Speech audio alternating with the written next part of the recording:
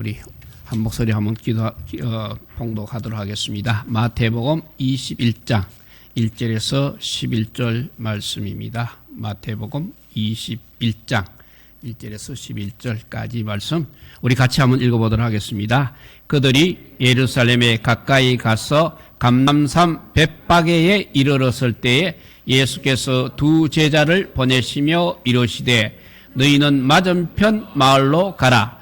그리하면 곧 메인 나귀와 나귀 새끼가 함께 있는 것을 보리니 풀어 내게로 끌고 오라. 만일 누가 무슨 말을 하거든 주가 서시겠다 하라. 그리하면 즉시 보내리라 하시니 이는 선지자를 통하여 하신 말씀을 이루려 하심이라 일렀으되 시온 딸에게 이르기를 내 왕이 내게 임하나니 그는 겸손하여 나귀 곧 멍에 매는 짐승의 새끼를 탔도다 하라 하였느니라.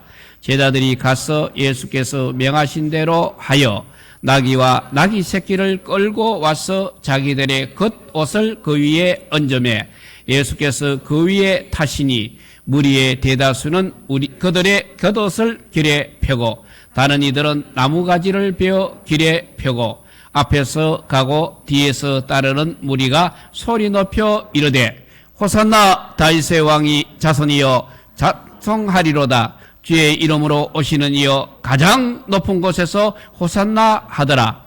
예수께서 예루살렘에 들어가시니 온 성이 소동하여 이르되 이는 누구냐 하거늘 무리가 이르되 갈릴리 나사렛에서 나온 선지자 예수라 하니라. 아멘. 예. 바이러스가 우리를 아버지요 이렇게 움츠리게 하고 있지만 그래도 이 주일에 우리가 주의 전에 올라오게 하여 주시고 예배드리게 하여 주시니 감사합니다. 집에 있을 때도 늘 찬양과 기도로 준비했던 우리 성도들 이제 주의 전에 올라와서 예배드리오니 주님 기뻐하여 주시기를 간절히 비오며 이 어려운 시대에 더 주님을 바라볼 수 있는 영안이 떠있게 하여 주시고 더 주님을 찬양하는 믿음이 샘솟듯 일어나게 하여 주시기를 주여 간절히 비옵나이다. 이제 언제까지 그렇게 이어질지 모르지만 주님 오시는 그날까지 우리의 아버지여 믿음이 변하지 않게 하여 주시고 오직 주의 나라와 그의 의를 위하여 날아가는 행하는 자들이 다 되게 하여 주시고 주의 말씀대로 순종하여서 이 어려운 시기에 주님의 궁유를 아버지여 기도하는 우리 모든 성도들이 되게 하여 주시옵소서. 그래서 하룻밤이 회복되어서 모두들도 아버지여 열심히 생업에도 종사할 수 있게 하여 주시고 또 아버지여 주님 앞에 더 아버지여 깊고 넓게 예배 드릴 수 있는 저희들 되게 하여 주시기를 주여 간절히 비옵나이다. 이제 이 시간 성령 하나님 이 예배를 함께 주장하여 주셔서 하루 일주일에 한 번 드리는 예배지만 그래도 아버지여 그전에 예배보다 더 아버지여 큰 은혜를 받는 귀한 시간 되게 하여 주시고 주의 주님을 만나고 돌아가는 우리 모든 성도들 되게 하여 주시기를 간절히 빌고 원하올 때 우리 구주 예수 그리스도 이름으로 기도드리옵나이다. 아멘.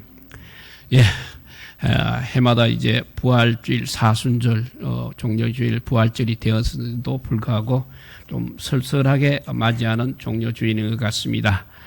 특별히 오늘 말씀 중에 주가 서시겠다 하라에 우리가 한번 초점을 맞춰보았으면 좋겠습니다. 왜냐하면 우리 인생에서 최대의 저주가 있다면 최대의 저주의 말씀이 있다면 너는 더 이상 필요 없다. 너는 쓸모없는 존재다라는 그런 말일 것입니다.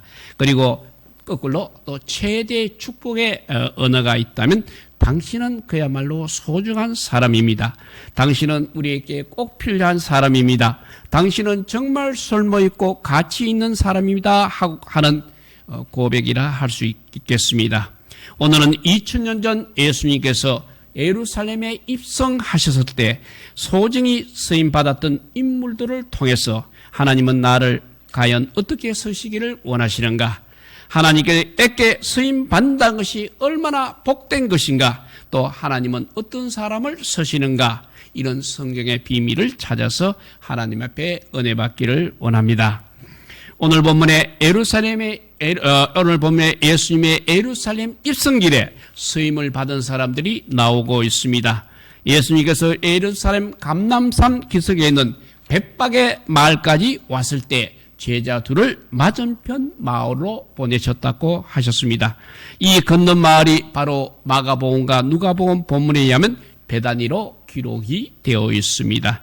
벳바게와 베다니는 이렇게 감람산 기슭에 서로 마주보고 있는 이웃 동네였습니다.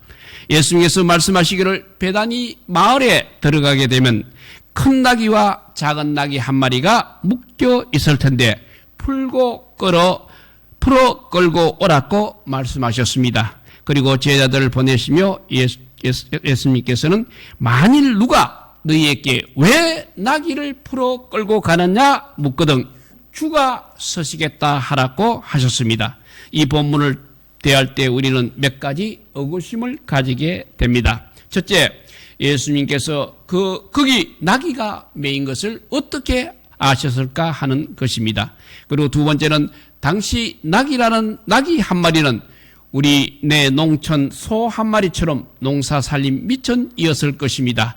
그런데 어떻게 그토록 쉽게 선뜻 내어줄 수 있었을까 하는 것입니다. 오늘 본문은 사복음서 모두에 다 기록이 되어 있는 본문입니다.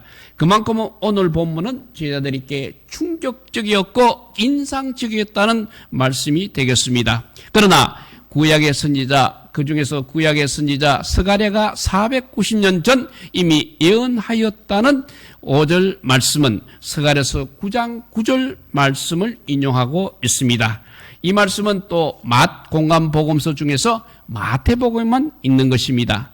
마태는 예수님을 왕으로 이해했습니다. 그렇기 때문에 지금 예수님의 예루살렘 입성을 한마디로 왕의 왕국 입성으로 묘사하고 있는 것입니다. 다시 말해서 예수님이 바로 구약에 언약된, 구약에 예언된 왕이라는 말씀이 되겠습니다. 그리고 그 나귀 새끼가 이날 이렇게 영광스럽게 수임을 받을 것이 이미 오래전에 하나님의 계획이 되고 예언이 되었다는 것입니다. 4절을 보면 그렇게 설명하고 있습니다. 이는 선지자로 하신 말씀을 이루려 하심이라고 했습니다. 성도 여러분, 하나님께서 나귀 새끼 한 마리를 향하여 이토록 세심한 계획을 세우고 계셨다면 저와 여러분의 인생을 향한 하나님의 계획은 어떤 계획을 어떻게 세워 놓으셨겠습니까? 여러분의 가슴이 설레지 않습니까? 하나님께서는 하나님의 형상으로 우리 인생을 지으셨습니다. 그리고 또 예수님을 이 땅에 보내시기로 만세전부터 작정하셨습니다. 죄와 사망에 빠진 우리를 살리시러 독생자 예수 그리스도를 보내주셨습니다. 하나님께서는 그분을 버리고 우리를 바로 핏값으로 사셨습니다. 그러므로 우리는 모두 예수님하고 핏값으로 바꾼 사람들이라 할 수 있는 것입니다. 이러한 우리를 향하여서 과연 하나님께서는 어떤 계획을 가지고 계시겠습니까? 아무렇게나 그냥 살다가 그냥 죽도록 내버려 두시겠습니까? 시시하게 아무런 의미 없이 살도록 과연 우리를 만드셨겠습니까? 그렇지 않을 것입니다. 오늘 본문은 예수님을 위해 수임을 받는다는 것이 얼마나 귀하고 영광스러운 것인가를 말씀하고 있는 것입니다. 우리 모두 하나님을 위해, 예수님을 위해, 하나님 나라를 위해 영광스럽고 황홀한 사역자로 수임받을 수 있기를 축복드립니다. 디모데후서 2장 20절 이하에 보면 이 땅에서 몇 번 수임받다가 깨어지는 그릇 하나까지도 수임이 있고 수임의 목적이 있다고 사도 바울의 입을 통해서 말씀하여 주셨습니다.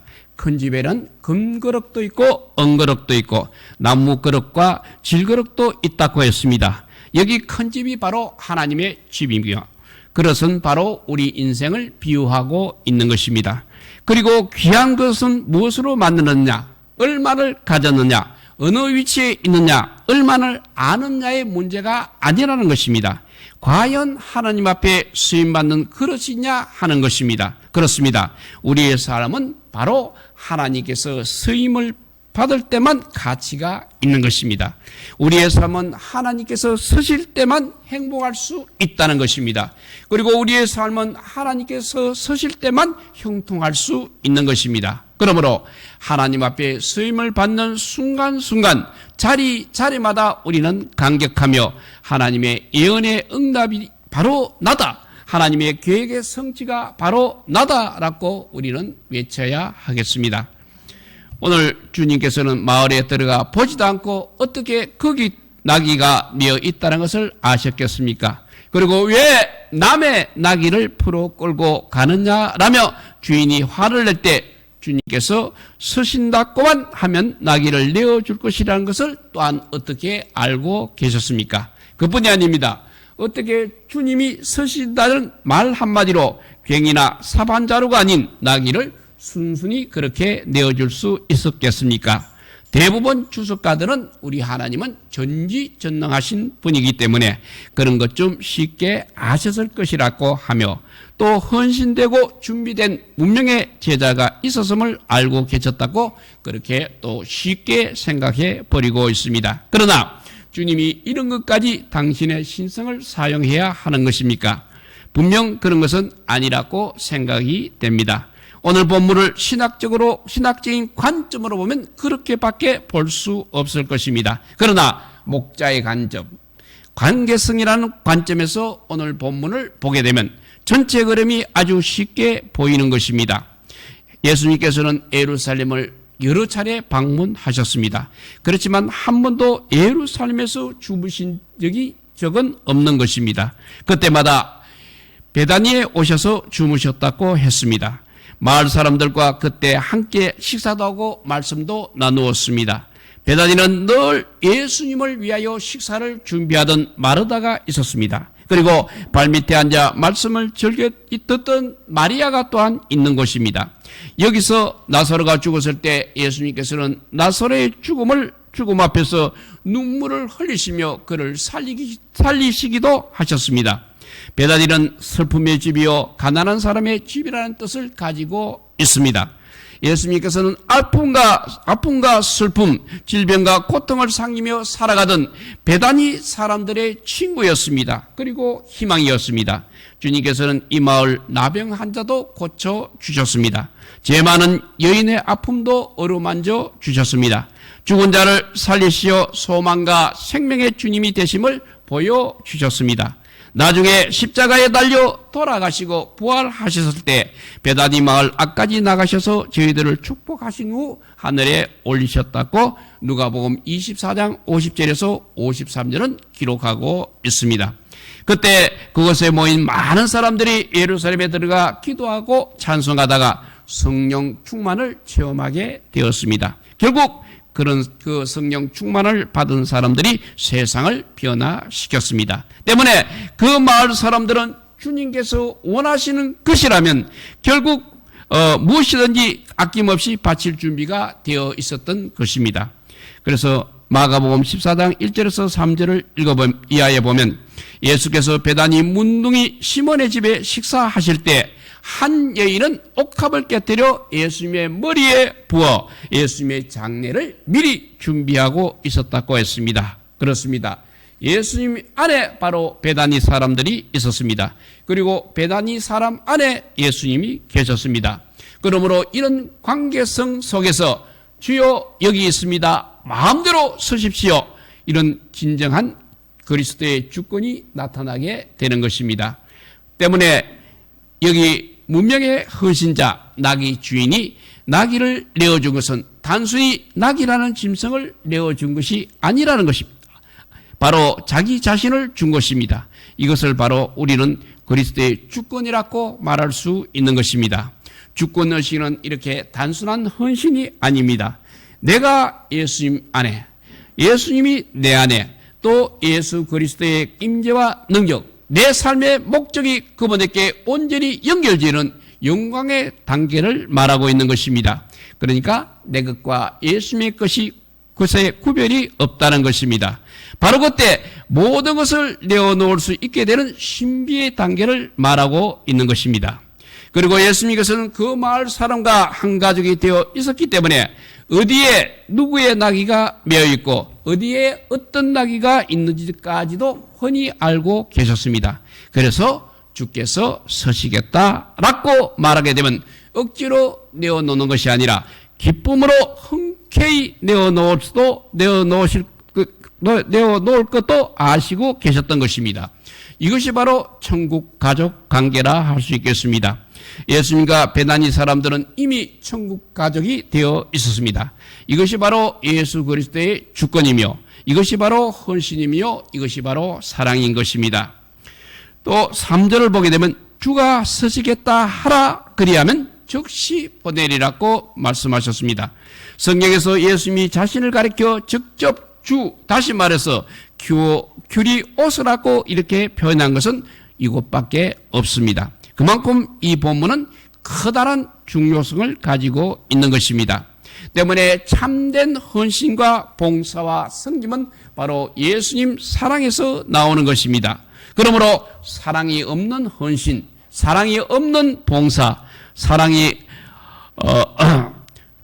없는 감사가 없는 섬김은 아무것도 아니라는 것입니다.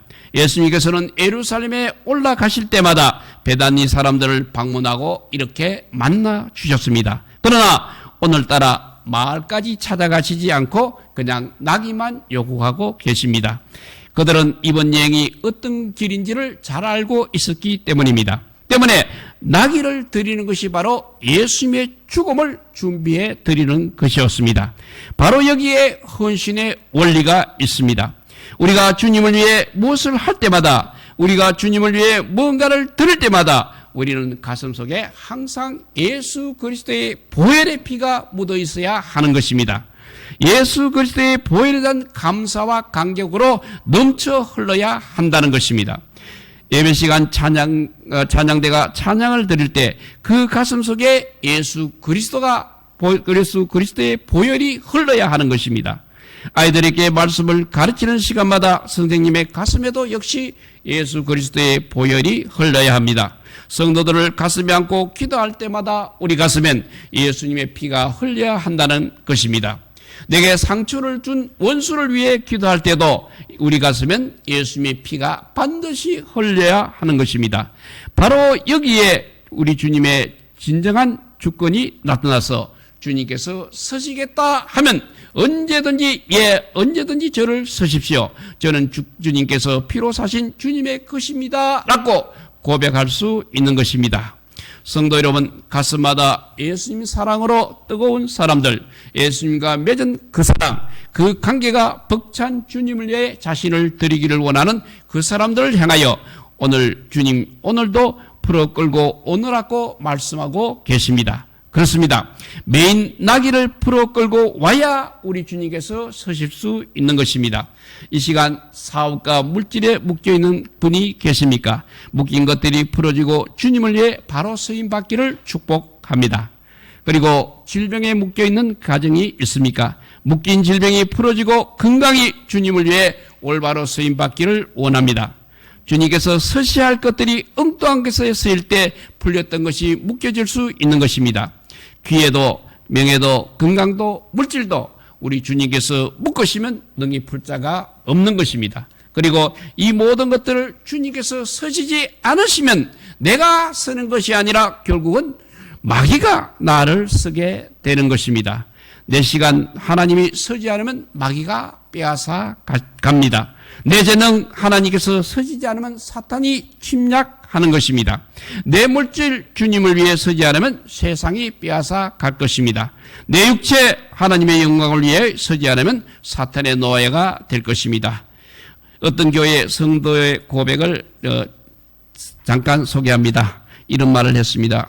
내가 여러 교회에서 이사를 다니며 신앙생활을 했고 긴 인생을 살지는 않았지만 이런 일도 해봤고 저런 일도 해봤고 행복하게 살기 위하여 온갖 몸부림을 다해 보았습니다. 돌이켜보면 미쳐서 교회 생활을 할 때, 지치도록 주님을 위하여 헌신하고 일할 때, 신앙생활을 가장 열심히 할 때 그때가 가장 행복했노라고 고백할 수 있다고 했습니다. 성도 여러분, 이 성도만의 고백이 아니고 이 한 분만의 간증이겠습니까? 나의 고백이요, 너의 고백이요, 우리 모두의 고백이 되어야 하지 않겠습니까? 하나님의 일을 하실 때 하나님께서 기름을 부어주시고 축복해 주실 것입니다. 오늘 주께서 서시겠다 하신 이 말씀이 우리 모두의 말씀이 되기를 우리 주님의 이름으로 축복드립니다. 기도하겠습니다. 우리 함께 한번 통성을 한번 기도하도록 하겠습니다. 내가 과연 주님의 쓰임을 받고 있는지, 우리 가정이 또 우리 교회가, 우리 나라가, 이 세계가 주님께서 서시겠다 하는 그런 말씀을 들을 수 있도록 우리 한번 기도하도록 하겠습니다. 사랑의 하나님, 감사합니다. 이 약한 저희를 주님께서 불러주시고 주님께서 서시겠다 말씀하여 주시니 감사합니다. 우리가 세상 끝날까지 주님의 쓰임 받는 그릇들이 다 되게 하여 주시고 도구가 되게 하여 주시옵소서. 죄로 가득 찬 이 세상 속에서도 그래도 우리를 택하여 주시고 주의 자녀 삼아 주신 것 감사합니다. 내 모든 시간과 재능, 물질, 육체 다 주님의 영광을 위해서 쓰는 저희들 되게 하여 주시옵소서. 주의 나라와 그의 의를 먼저 구하는 우리 모두가 되게 하여 주시옵소서. 또 우한 바이러스로 아버지 우리가 심히 어려운 시간을 지내고 있지만 그래도 아버지요 주님께서 우리를 사용하여 주셔서 이 어려운 시기를 이기도록 하여 주시고 더 나아가 주의 나라와 그의 위에서 숨어있는 주님의 그릇들이 다 되게 하여 주시기를 주여 간절히 빌고 원하옵나이다. 늘 주님께서 서시는 저희들 되게 하여 주시기를 간절히 빌고 원하올 때 우리 구주 예수 그리스도 이름으로 기도드리옵나이다. 아멘. 사랑의 하나님 감사합니다.